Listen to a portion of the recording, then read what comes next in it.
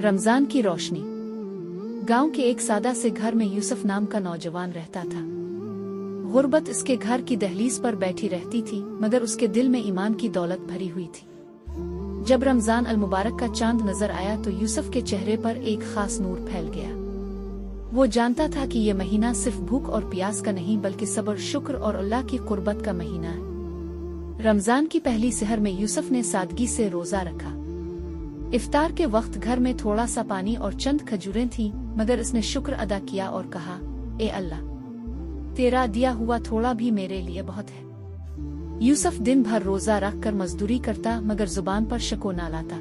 वो रास्ते में मिलने वालों को सलाम करता और किसी गरीब को देखता तो अपनी इफ्तारी में से कुछ ना कुछ जरूर दे देता। एक दिन उसने एक बूढ़े मुसाफिर को देखा जो इफ्तार के वक्त परेशान खड़ा था।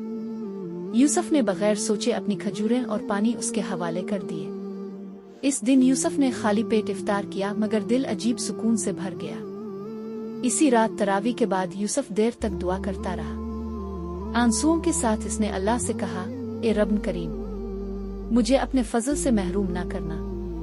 चंद ही दिन गुजरे थे कि गांव के एक नेक दिल ताजिर ने यूसुफ की दियानत और सब्र को देखकर इसे काम पर रख लिया। यूसुफ की जिंदगी में आसानी आने लगी, मगर उसका दिल पहले से ज्यादा आजिज हो गया।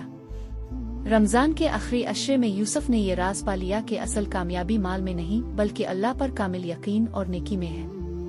रमजान ने इसे सिखा दिया कि जो अल्लाह के लिए देता है, अल्लाह इसे कई गन्ना वापस लौटा देता है।